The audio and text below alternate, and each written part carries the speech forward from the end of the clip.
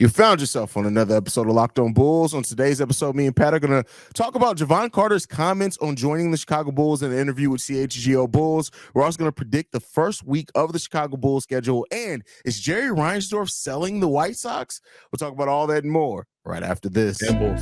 You are Locked On Bulls, your daily podcast on the Chicago Bulls. Part of the Locked On Podcast Network, your team every day.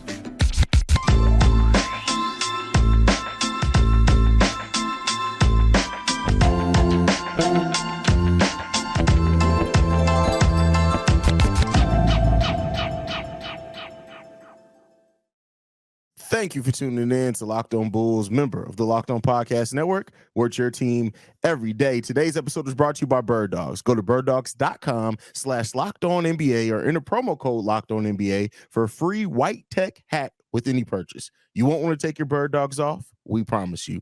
That's Pat the Designer, host and creator of the Windy City Breeze and host of the Chicago Bears podcast over at ESPN 1000. I'm Haize, host and creator of Chicago Bulls and Chicago Bears Central. Pat, Jevon Carter was interviewed and talked a little bit about joining the Bulls. I'm going to read a couple quotes here. We're going to break it all down. He did talk about the fact that he heard from his agent, and his agent brought up the fact that joining the Bulls was a possibility. And the exact quote here was, "If it makes sense, let's do it." So it seems like as soon as he heard the Chicago Bulls, which is the team that he grew up rooting for, he was all for it. He says, "I'm just coming in and being myself, bringing what I have, talking to everybody in the organization. It seems like they love what I bring to the game of basketball, and what I bring is something they were missing." What do you think about the acquisition of Jevon Carter, kind of his mindset about joining his hometown team? I mean, listen, I think that's I always love hearing those, right? Like, it's my favorite thing to hear because I hope that they're the things that are true, but we've heard so many players in the past go, also, there was nobody else calling, right? Like, so I don't know what the situation was with Jevon, but at a minimum, listen, he joins his hometown team. We're excited to have him here. I think he's going to be a heck of a defender for this Bulls team. I think he's going to be a dog for the on the defensive end of the ball. I think he's going to be a guy that can knock down the three ball on the offensive end of the ball, like we talked about on yesterday's episode, right? I think him and Torrey Craig are going to be a pair that kind of tries to replace that Lonzo Ball connection that we saw, and I think we're going to hope for the best with that. And I'm excited to see him here in Chicago. You know, it's one of those things that it's cool that here's the tough part, right? It's always cool to have the hometown guy here. There's only really been one hometown guy, two in Chicago sports history that I've really been like, I'm so glad we had that guy. It's really just Eddie Olczyk and Derrick Rose, right? Like, is there another Chicagoan that you can remember that you were like, he was from here and he was amazing? No, I don't. I'm pretty sure somebody's going to be like, you guys are completely forgetting about XYZ, but no. Hey, listen, they didn't lead. Maybe, man, hold on. Is there a Chicagoan that won a Stanley Cup? I feel like there is. I don't know. That's tough. But he wasn't the main guy. He wasn't the main guy. That's what it comes down to. Yeah. I think Jevon Carter is going to be a nice asset. We're doing a lot with the Chicagoans is my point. You know what I mean? They did the whole hometown thing on the Bears side. Now we got Ayo Dosunmu. We got Jevon Carter here on the Bulls side. I don't just need people that's from Chicago to come in here unless you're going to hoop like you're from Chicago. You know what I mean? Like, there's a difference in hooping and then hooping like you're from Chicago. Bro, I think if anybody's going to hoop like they're from Chicago, it's going to be Jevon Carter. It could be Jevon Carter. Jevon is an aggressive dude. I'm not going to lie to you. The only other player right now in the NBA that I could think of that's from Chicago that I would rather have on the Bulls is Jalen Brunson. Other than that, that's it. Jalen Brunson ain't from Chicago, though. I thought he was from Chicago. I think Jalen Brunson is from the burbs, ain't he?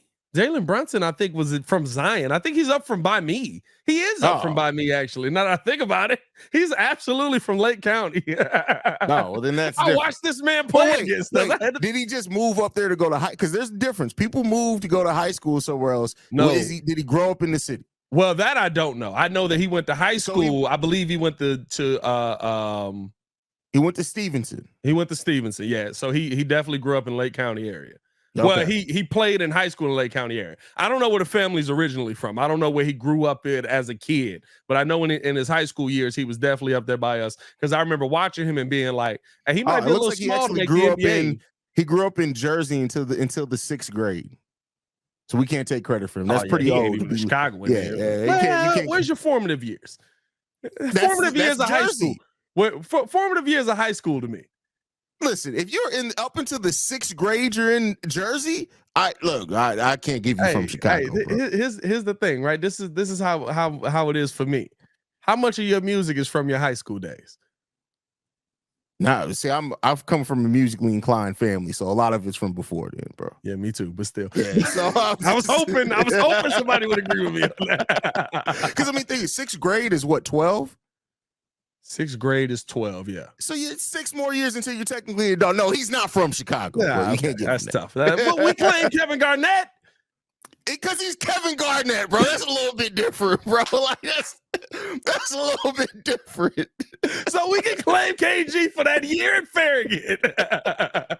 But doggone 6 years in Illinois out here for this man, and we can't claim him. Okay. I wanted to figure it out. When KG won a title, he said thank you to everybody in Chicago. He still gets claimed. The hood came out for this man, bro. Hey, Kevin Garnett got the hood on his back. Funny, bro. I think for me, right, like I think what Jevon Carter is going to bring to this team is going to be something that stabilizes. I don't think it's going to be over the top. Oh my God. You want to know what it is? Remember those 2 games that Goran Dragic gave us very early in the season last year? Yeah. It's going to be that, but all year. With yeah, I agree. And I think also Jevon Carter, not to say Patrick Beverley absolutely has edge too, right? But we know Patrick Beverley is Patrick Beverley celebrated like he just won his first title after getting out the play-in. Jevon Carter, I think, is going to have that same level of intensity, but it's going to be more kind of motivating. Rally. I think Jevon Carter Patrick Beverley still thinks he's a star. He's not. Jevon Carter realizes he's not the star, but I think he can have that type of impact with the team, especially being here the full season, right? You always talk about how you expect somebody to come in mid-season. They could only do so much. Pat Bev gave us some really good energy for 23 games, but we now theoretically going to have Jalen Carter for 82. That's a much different impact. Jevon Carter. What did I say? Jalen Carter. Who the hell is that? Jevon Carter. Yeah. Who's Jalen Carter? That's football, brother. Is that the football? That's the Philadelphia Eagles new defensive lineman, ain't it? Yeah. No, not him. Jevon Carter. There you go. Yeah, I think we're going to be. Here's the interesting thing about Jevon, and I'm not going to slight Pat Bev. I guess I would. Here's the thing: I would have took Pat Bev too, just not at that money that he was talking. By the way, how much did Philly pay Pat Bev? He was talking about he wanted 12 to 15 million, and we was laughing. How much did Philly end up paying him? I have no idea, bro. I'm not even gonna act like I know. It is what it is. But you know what I mean? Like, it is I think. If me and you were able to have our Unleashed show, we would be the Midwest version of It Is What It Is. It is what it is. To me, right? If he just brings what he brought to the Milwaukee Bucks in 22 minutes a game, 81 games last season, again, durability, very important. Before this, didn't get an opportunity to really be continually in that lineup, right? Mm-hmm. 8 points a game, 42% from the 3-point line, 0.08 steals, right? Or 0.8 steals. So basically he would get a steal here and there. But the on-ball defensive stats is what really stands out to me when you look at a guy like Jevon Carter. If he gives us that, we're good. Yeah. The question is that your starting point guard? And that's really what I want to take a look at in training camp. I mean, I think that's what all eyes are going to be on is the 2 positions, the 1 and the 4. Who comes out as the starter on those positions? Every other position is basically set, and I think that also is going to set the tone for your bench as well. And so we'll end up seeing. But like I said, as long as Billy Donovan, if it's based off performance, I can't be mad at whoever comes out of either one of those positions. Whoever comes in, shows, improves, and then we just keep it moving at that point. Yeah, no, I'm excited to see what this season is going to bring. I think that. It's not we didn't make the flash moves. We made the moves that make logical sense. Right. The logical sense moves aren't enjoyable. They're not fun. They're not stuff that you can sit here and nitpick the entire offseason and be excited about or upset about. Like, you just got to sit there and be like, I like Jevon. I don't love Jevon. I don't hate Jevon either. But see, the thing is, I That's do the kind think of that piece we Bulls need. fans can fall in love with Jevon Carter if that performance, like me and you. Oh, listen. Yeah. I said when we got Alex Caruso and Bulls fans were losing their mind at that, y'all gonna love him in 2 years. Or y'all gonna love him within. I said 30 games when we first signed him because most It were took losing their 5. mind. Huh? It took 5. It took 5. I said y'all gonna love him within 30 games. It took 5. You know what I mean? And I can They admit, were like, I was one of the guys with the Giannis. with the Alex Caruso signing. I was like, hey, I mean, it's not a bad signing, but I'm not really wild at it. I honestly think it was probably the second preseason game that season where I was like, oh no, I was wrong. This guy got some energy. So we'll see, man. We'll see. Like Jevon Carter has the potential, especially with that point of attack defense, to be really dangerous for the Bulls, man. But yeah. Oh yeah, I'm doing the ad read today, and I forgot about that. You know, haven't had an ad read. Got to dust off these vocal cords. Haven't had an ad read in. I don't remember the last time I did an ad read. Dog, I'm not gonna lie to you. Hey, today's episode is brought to you by Birddogs. Birddogs make you look good. Birddogs stretch khaki shorts are designed to fit slimmer through the thigh and give you a truly sculpted look. If y'all saw me at Bulls Fest, you already know the legs was out and I was rocking the Birddogs. Birddogs shorts do the exact same thing as Lululemon, but they fit way better. Cup really good around that. Don't worry about it. Anyway, Birddogs fix the issue by inverting cloud knit fabric that looks just like khaki but stretches so you get a way slimmer fit without having to sacrifice movement. I can squat all the way down to the ground, pick up a penny and bring it back up. Why is that? Birddogs use anti-stink sweat wicking fabric that keeps you cool and dry all day long. I was mad dry out there, but they weren't. Show yourself wearing Birddogs on. Oh, well, never mind. We don't got to do that part. Wait a minute. You threw me off there. Go to birddogs.com/LockedOnNBA or enter a promo code LockedOnNBA for a free white tech hat. That's birddogs.com/LockedOnNBA or promo code LockedOnNBA for a free white tech hat. You won't want to take your Birddogs off. We promise you, but they do. Oh man, if you guys can't tell anything else, Pat the Designer definitely has been listening to some Sexy Red and Suki. I can hear with that comparison. My man said he can bend down and pick up a penny. Why is that the bar? What is Hey man.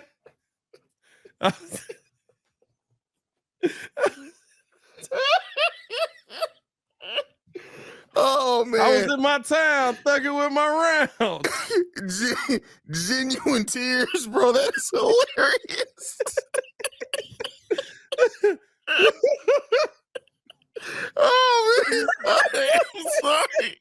Let's get the show back. Is that not the line? I thought that was how it was supposed to. No, I haven't done these in a while. I haven't done an ad read in a while, bro. That is funny. Oh man. Okay. All right, back on track, y'all. Woo. All right, so next up, we're gonna predict the first week of the Bulls schedule, man. That's 5 games. Pat, I'll shoot it over to you first. We open the season at home against the OKC Thunder. Who's pulling that one out? You know what? I think here's the one thing about the Bulls that we know. They start the season very excited, very fiery, and give us a lot of hope. Remember last year, Miami, it made Ringo stand up. If you know Ringo, that's hilarious. And I mean, realistically, like I think that's how the Bulls will start this season. I got the Bulls not only with a win, I got the Bulls with a dominant win versus the OKC Thunder. Okay. I think we had so much trouble last year with young, scrappy, deep teams. And so the Bulls start off this season against the OKC Thunder, which fit that whole bill. Heck, the OKC Thunder just had to cut 2 former first-round picks from their roster, just waive them. They're just out there, free agents now, because of how many young players they have on that roster. Yeah. If the Bulls come in and they set that type of tone early, it'd be great, but I'm sorry. They got Shai Gilgeous-Alexander on it. You know, I'm very high on him. Had the Thunder one more at the beginning of the season, Shai would have been in the MVP conversation. I love the Bulls, but I got to be realistic. I got the OKC Thunder pulling that one out. We'll see, man. We'll see. Listen, we all had Miami pulling that one out, although Miami did have the season they had. But I'm pretty big on it. Next game versus Toronto, also at home. Dyer DeRozan in the building. Yeah, gotta be. It's a Friday too, so it's not a school night. No school night. I need Dyer there. Dyer, right? Dyer. I think it is Dyer. Diar. I got the Bulls starting off the season 2-0. Okay. Cool. I actually have the Bulls winning this one as well. I think that the Bulls played Toronto tough. I know. I think did they win the season? Or I think we split it last season. But I think that this is going to be one of those games. This is going to be the game that the Bulls definitely win at home. They set a tone. We feel all good after this one. I think I'm going to predict Zach LaVine to pick up off what he did in the play-in game against the Toronto Raptors. I'm going Zach LaVine with over 30 in this game. Bulls pull out the victory. I'm right there with you. I got them 2-0. You got them 1-1. Detroit on Saturday, back to back. The first of 12. Did we say 12? 14 actually. Did we both miscount it? We both miscounted, bro. Yeah. You see, you got to drop down and pick those pennies up a little bit faster, bro. Man, apparently, I'm just in the town thinking with my rounds. I got the Bulls beating Detroit easily. Yeah. Bulls over Detroit all day. I mean, I like a lot of the Detroit roster, but until I see them actually look formidable together, I can't really pick them to win too much. I think they're going to be another struggle season there. They got a new coach. They got Monty Williams. I think he's going to do really good for them over time. But I think the Bulls are going to pull this one out in Detroit as well. And this is the first of a 3-game away trip to end the first week of the season, which is crazy. But yeah, so I got screwed on the schedule. I looked at it at first. I was like, oh, it's not that bad. Then when you start going through home, away, travel, and all of that, it's just like, who made this? Yeah, that's just weird. They like screwing over the Bulls, but stay in the division against Indiana the next game, Monday, October 30th. How you got this one going, Pat? Hey, listen, I'm big on the Bulls starting off the season 4-0, and it will not happen this year. Indiana is a squad to reckon with, and we have struggled with them even at our best. Even when they were at their worst, we have struggled against this Indiana squad. I've got Indiana taking the first game of the season versus the Bulls. Ooh, okay. I am going to agree with you on this one. I think I look at that Indiana team, Ben Mathurin, who should be in the starting lineup now as well. Tyrese Halliburton is just a monster. And I also think the size of the Indiana Pacers gives us a little bit of trouble there as well. Jarace Walker, Obi Toppin, and Jalen Smith all kind of coming in outside of Miles Turner in that 4-5 position. I think could give the Bulls a little bit of fit there. We'll start seeing the contribution of Torrey Craig. They got Bruce Brown as well this offseason. Yep. NBA champion Bruce Brown. Yep. I'm going to pick the Pacers to win this one as well. Also, Halliburton coming off of a Team USA stint. So, when we've seen the league that causes people to have. Remember how that goes. Yeah. Next game versus Dallas. I got us beating Dallas. I'm not going to lie to you. Yeah, I don't know how to look at Dallas, to just be 100% honest with you, man. At that point they probably play a couple of games before we play them, but even in Dallas, I feel confident we can pull a win out in Dallas, bro. Now here's the real question, right? Because I got the Bulls 4-1 to start the season. Yeah, our first in-season tournament group play. I think you got them 3-2 right now. Okay. No, you got us beating Dallas, right? Yeah, you got us 4-1 there. Right? No, because I had us losing to OKC and the Pacers. 3-2. Yeah. Our first in-season group tournament play versus the Brooklyn Nets. Will the environment be amped up back home? Will the Bulls fans lose their mind for the in-season tournament? Does Birddogs want you to take your Birddogs off? Whoa. No, the answer to that is no. Keep those mugs on. I think based on what Birddogs box says, I think the answer is yes, which is even more concerning. No, bro. Like nobody's gonna be amped about this game, and I hope that this is another young, scrappy team, though. I I hope that the Bulls, look, this is what I'll say, is that it's going to get interesting. The Brooklyn Nets absolutely can win this game, but this is my team, and I'm in games that I predict to be close. I'm going to pick the Bulls to win. I think the Bulls are going to beat Brooklyn. Now, we said we're going to do the first 5. This is number 6, so at least that puts me at you're good. You're good. That puts us at 4-2 to start the season on my side. You know what? I think this is one of those games where we're going to say the Bulls, like, they basically think no one cares about this in-season tournament, and I'll bet you Brooklyn cares. And I'm gonna say that Brooklyn ends up getting this one. So I got us 4-2 as well. But I think that we end up losing this game versus Brooklyn, where me and you are both sitting here on a post-game show just going, what the heck just happened? Yeah. That could definitely be the case as well. Now the real question is, will either of us rage within the first 6 games? If the Bulls go 2-4, yes, absolutely. It's not Bulls beat OKC. They beat Toronto, lose to Detroit, Indiana, Dallas, and Brooklyn. Let's just stop there, bro, because I'm getting frustrated already, and the games ain't even happened yet. That's the no games have been played. What are you talking about? I'm getting frustrated already just by the thought of it. But all right, y'all let us know y'all predictions for the Bulls first week of the season. We want to see how you guys are feeling about the Bulls schedule there. I also want to remind you guys that Locked On Bulls is free and available on every podcasting app and platform of your choice, as well as YouTube and the Odyssey app. Before we go, Pat, we got one last topic, and this came out late today, or yesterday, I should say. Jerry Reinsdorf could be looking to get a new stadium for the White Sox, and then on top of that, at the end there, it says that he could consider selling the team. Now, Jerry Reinsdorf is also the owner of the Chicago Bulls. How does this make you feel, Pat? Please, God. Please. Like, dog, don't tempt me out here, bro. Like, listen.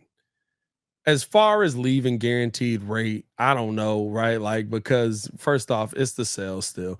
But like it's not, but it is. Yeah. And here's my fear. And here's my fear, even like I think the Bulls are a big enough brand that it would never happen with them. But I can't imagine rooting for a team that leaves the market. But I can't become a Cubs fan. Well, and I think if Jerry doesn't mean that it's gonna move, though. Well, I think if Jerry sells, and you look at the situation that's happening with what's going on with Milwaukee right now, with what recently happened to Oakland right now. Listen, Chicago's a great market. But White Sox fans, I love us. I agree. We shouldn't be going to games when the team sucks, but Jerry Reinsdorf just don't care that much to make this team better. But listen, the ticket sales are bad. The attendance is bad. The White Sox probably haven't sold out a game since we played the Yankees early in the year. And I don't even know if we sold that out with Sox fans. Like, realistically, well, I can't say that. Cubs and Sox probably sold out. Cubs and Sox usually a game that's sold out. That was the last sellout. So we probably sold out both of those, right? But realistically, I mean, like, there's nothing tying the White Sox to staying in Chicago outside of the name Chicago. And the bigger team here is the Cubs. So I wouldn't be surprised if the powers that be said we'd rather give another city a team over a continued fan base that won't show up to games because the team continues to suck because Jerry doesn't care about the team. I know why we don't do it. I agree with why we don't do it. But at the end of the day, the numbers don't add up to us sticking around. I think if Jerry sells this team might be on the move. I mean, that's an interesting take. I guess I don't believe that Jerry's going to, like, I think if Jerry were to sell the White Sox, he'd want so much money for the Sox that it'd be hard to find out. And watch it be something that he doesn't sell it outright. He just sells a portion of the team. And still, I think if Jerry wants to sell the team, it's because Michael doesn't want him. But isn't Michael a bigger Sox fan than a Cubs fan? I mean, than a Bulls fan? Oh, am I making that up? I don't know nothing with these mugs, bro. Like, realistically, they say Jerry says he cares more about the Sox than the Bulls, but he refuses to go out and spend any money on players. Meanwhile, the Bulls, he spends money on players all the time. This is true. Now, he spends money on the wrong players sometimes. Spends money on the wrong GMs at times. You know what I mean? Like, spends money on the wrong head coaches at times. But, like, dog, like, we went out and hired Robin Ventura because he played for the team before. Like, yeah. He doesn't care about the White Sox. I don't care what he says. I love baseball more than I love basketball. No, you don't. Go take a nap. Bro, your Jerry Reinsdorf imitation is hilarious. No, but here's the thing, though. Because we heard that Jerry Reinsdorf was considering, this is part of the reason I don't believe this rumor. Jerry Reinsdorf, we just heard not even 2 months ago that Jerry Reinsdorf was considering starting a network that would house the Blackhawks, Sox, and Bulls games. So now you're going to sell one of those teams? I don't see it happening, bro. And if he does start the network before he sells the team, I definitely don't think the team's leaving Chicago. I think he's going to sell it to somebody who has interest in the city of Chicago.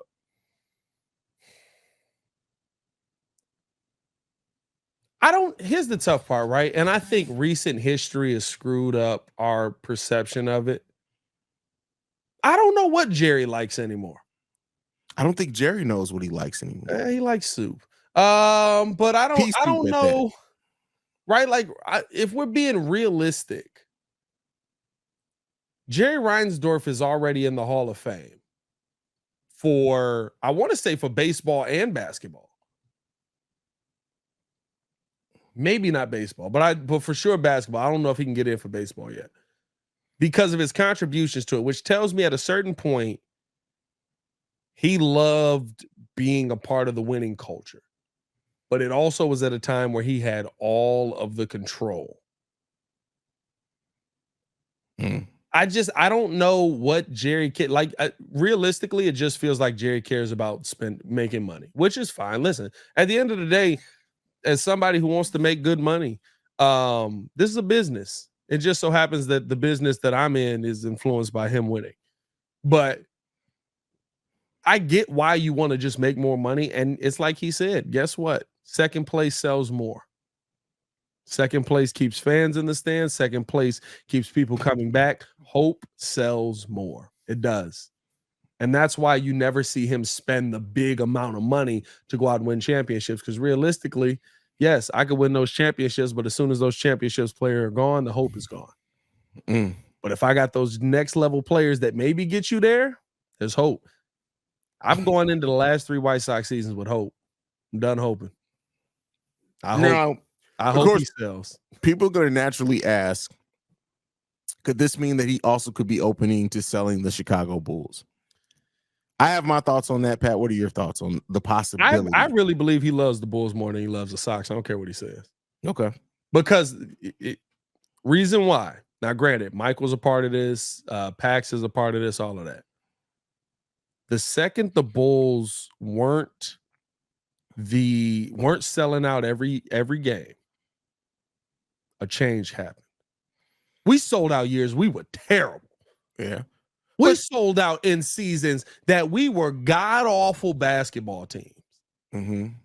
The one season, remember when what was it? After we trade last season of Boylan, I mean, you could have got tickets for $30 day of game. True, but the only pushback I'm gonna have for that is that it still took John Paxson to go to Jerry Reinsdorf and be like, hey man, we probably should look at something different. And even then, even after Paxson said that, Jerry Reinsdorf still wanted AK to consider keeping on Jim Boylan. So it didn't cause that much change in the grand scheme of things, bro. Like, it's just, I think even a firing is a change. A firing of everything, right? Like, you fired Gar Forman. Now, John Paxson, I mean, listen, moved up.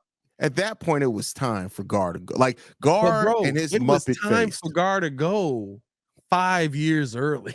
True, but you know, somebody has to be the scapegoat when you start not selling out, and Gar Forman would have been that. I'm just saying that I don't think that it took all those things to happen. It took Paxson to say, hey, Jerry, I don't know if I can do this anymore. I think the Gar Forman firing would have happened regardless, but it took John Paxson to say that. And then it also took AK to stand up and say, hey, Jerry, I love you. Thanks for the job, but I'm not keeping Jim Boylan on. Hey, I don't know if you remember. I don't know if you remember this, but there was an end of season press conference and Gar was talking.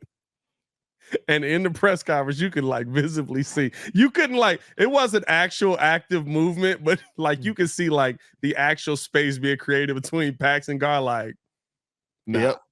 Well, towards the end of that season too, like once they stopped, because once Paxton realized, okay, I can't let Foreman talk anymore. I'm gonna have to come back and start. Like that's when you start to realize, like, all right, bro, like what's happening here, bro? Pax was like, Muzz getting fired. He said, I want a championship for this team. Oh man, you didn't. Oh man, that's funny, bro. Bro. That is hilarious. But I say all that to say, the White Sox have been doing that for basically the last 10 years. He hasn't changed anything. Nothing's changed. No, like that. That's how I know he just like, hey man, I make some money off of it. So I would not be surprised if somebody asked, "Hey Jerry, would you consider selling the team?" And he just looked at him and said, "Yeah, for $3 billion, yeah, sure." And then somebody went back and was like, "Hey, Jerry said he'd consider. So you're telling me there's a chance?" So you're saying there's a chance. All I'll say is this. I'll finish on this. Me and you have seen every White Sox playoff series they've won since 1917. Yep. That sucks. Sell the team. Sell the team. Sell the team. Because you don't care. Sell the team. I've seen, bro, at a certain point, you got to be pissed off a little bit, right? Like Jerry bought the Bulls after the Sox. Yeah. At a certain point, you got to be a little bit upset. 3 playoff series? And it all happened the same year. Stop playing with me. Let's get out here. Follow us on everything at Locked On Bulls. Follow me on everything at Pat The Designer. I thank God we don't do Locked On White Sox. I'd be eviscerating this team every night. You think we get angry at the, like I say, telling people, I love the Chicago Bulls. I live and breathe the Chicago Bears and the Chicago White Sox. I just keep hoping, bro. If we hosted Locked On Sox, bro, they would be like, there is a very angry black man with a podcast and we need it to stop. Like, somebody would be sending notes to David Locke like, hey man, listen. If they ever put me on Locked On Sox, bro, I swear I would just be eviscerating this team on a nightly basis. I would make sure that they knew who I was. I'd call these mugs out by name, and then when they tried to come at me and be like, "Hey man, you don't know what you're talking about," I'd do a Jordan Crawford roast of these mugs after every game. You know what I was just about to say? That Petty Roosevelt would have to be the host of Locked On Sox because I don't think Haize could do it because my brain would snap every time. I do the first 5 minutes of the show. Yeah, I'm Haize, host of Locked On. No, it's Petty Roosevelt. Don't even worry about it. And we got 82 games of this team, right? Like the Bulls are bad, but like realistically, we gonna have fun for 40 of it. Yeah. Or we gonna be like, that was okay for like 20 of it. You know what I mean? Bro, 162 games. I would commit crimes after doing Locked On White Sox, bro. Like, come on, bro. Let's get out of here. All right, man. You guys can follow me at CEO Haize, the CEO Haize. Want to thank you guys for making Locked On Bulls your first listen every single day. For Pat The Designer, I'm Haize. This has been Locked On Bulls, man. We out here. Peace, y'all. Peace.